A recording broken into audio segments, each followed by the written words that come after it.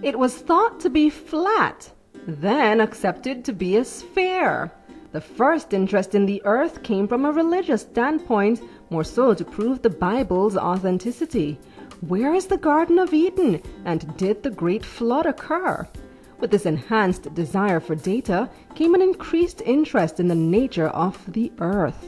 The heightened attention to minerals and other components of the earth's crust led to the discovery of fossils, explanation of nature's disasters, and the need to manage natural resources.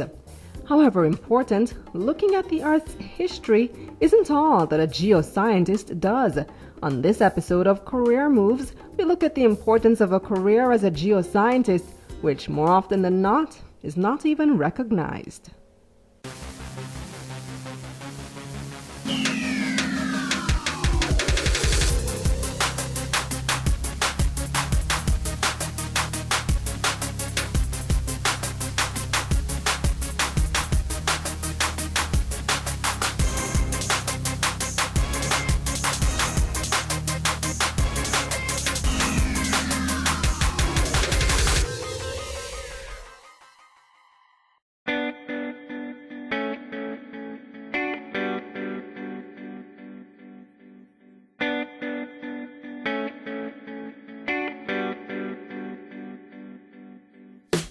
I'm Paris Leone. I'm a geoscientist and the director of the Leone Geo Informatics Institute.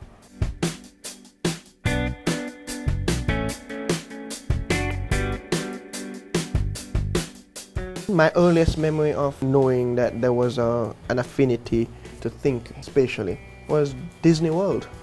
You know, you get these maps when you enter the turnstiles and you want to go this way versus that way. You have to find out where are we right now, looking at the map and figuring out, oh, there's the gift shop, there's the bathroom, so that means we are here. We need to go to that end of the road and turn right.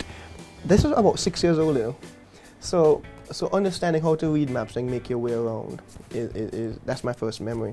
My father's a geologist in the bauxite industry. My mother's a human geographer involved in urban geography, planning, those type of stuff. I split the middle and went right in between bauxite and planning because I'm not really good at human beings.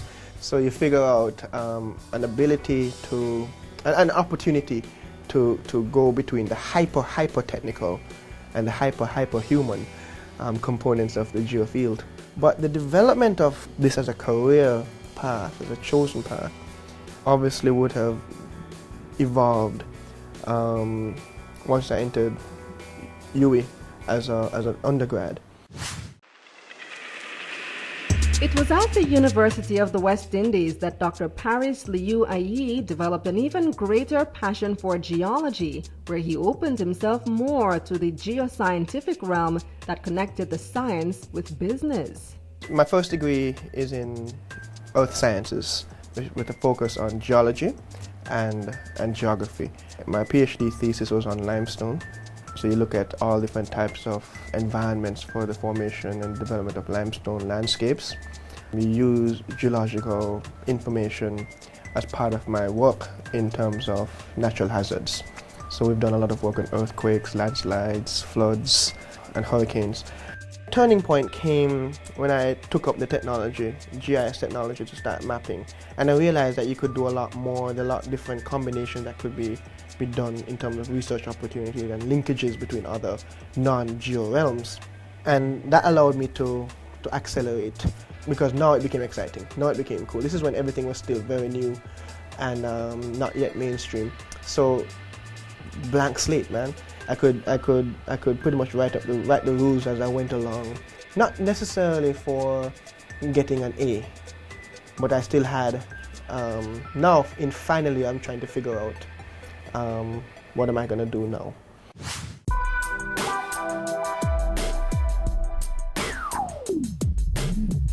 Geoscience is a broad discipline. Paris's work at the Leone Geo Informatics Institute can simply be explained as answering the questions about the where. Napoleon said this, that geography is all around us. And when you look at it, so many components of our economic development are tied to our geospace. So for example, if a hurricane or earthquake hits us, these things can completely devastate lives, property, and our economy as a whole. You talk about issues ranging from crime and road safety. All of these have inherent geo properties right now. Where are these crimes occurring? What do I need to do, and where do I do it? All of these are geo questions that people don't realize are geo questions.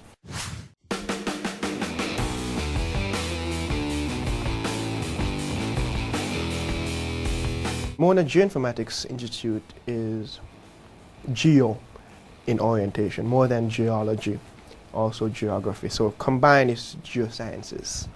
And that provides a much broader touch area for the application of our work and how that translates into business. So geoinformatics allows people to know more about the where. Anything where. Where is, where can, where will, we would have information on it. Not just, it looked like rain. Where is it going to rain? Where could a tsunami affect? You know what I'm saying? Where would we move the squatters to once we move them from a land? All of the where is what we're able to do. By playing in all of these different realms, you are connected, not just the space around you, but you're also using that connection and the tools and the skills that you have to answer questions, to know more about what is going on around you. Not just from a superficial point of view as, what kind of stone is this? Which is the one of those silly questions that, you just want to test whether or not I actually know. And incidentally, we don't say stone, we say rocks. But again, these are things that, at its most simplistic form, that's what people assume the geoscience is to be. It's more than that. That stone could have implications on your quarry and mining operations. So cement company, aggregate mining companies and those things. It's critical for structural engineers, construction, as well as loss prevention from hurricanes, engineering developments. You want to build a townhouse versus you want to build an individual bungalow. That kind of information is critically valuable to you. But if you don't have the geo knowledge down properly, you could very well be building a death trap if you don't know this type of information. And consequently, insurance people and banking and finance people need to know this information if they're going to be sinking their dollars in an investment that is likely to collapse after the first rainfall. So this is why the geo information is going to be critical to business.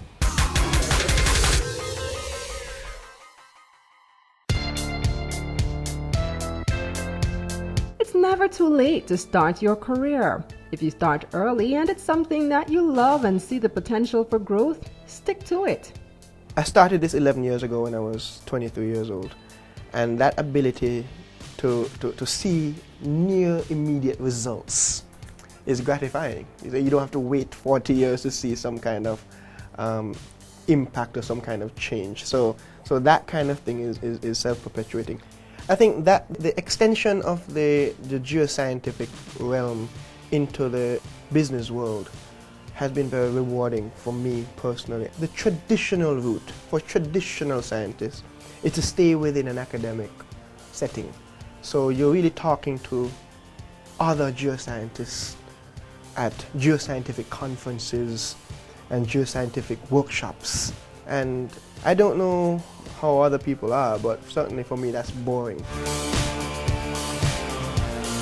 You're not going to make change unless you step outside of your comfort zone and do something different.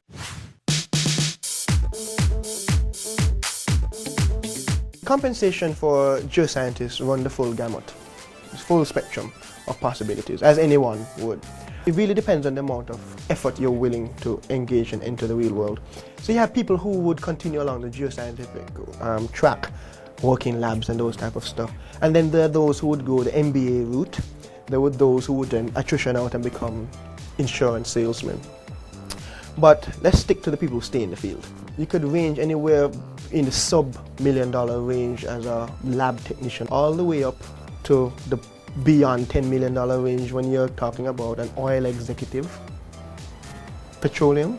This is geosciences. So you can imagine that full range.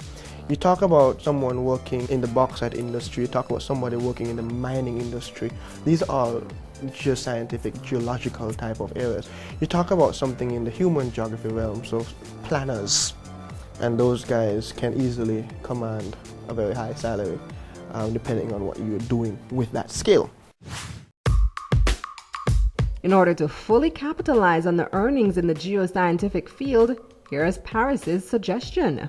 One of the things I would encourage, certainly from a business point of view, and this is a business discussion, is the fact that businesses and scientists must not separate themselves so much, where it's them versus us. The blending of the two is the gold mine. That is where the possibilities develop and exponentially increase your potential for earnings. So for example, you who cannot integrate into the business world or the real world of whatever, your demand isn't going to be as great. Your ability to work in a risk consultancy firm, and I'm not talking about an environmental impact assessment organization, I'm talking about a risk consultancy firm where you connect probabilities of occurrence with dollar value with multiple clients in multiple regions. That is a very high demand skill set, and the people will pay a lot of money for that. You say locally, in terms of what compensation we like locally. Why do you have to be local? Anybody with those skill sets can do anything anywhere in the world. So there are lots of opportunities for the geoscientists dial in to the right combination of skill sets.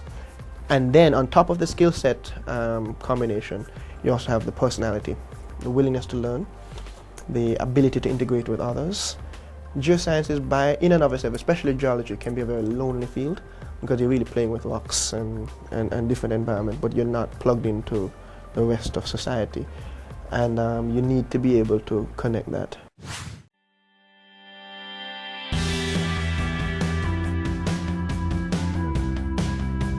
The advice I would give to young people coming up in their career as a geoscientist, my perspective is from the point of view of geosciences as a business. And anyone from any high school, they may or may not want to necessarily follow the geo route.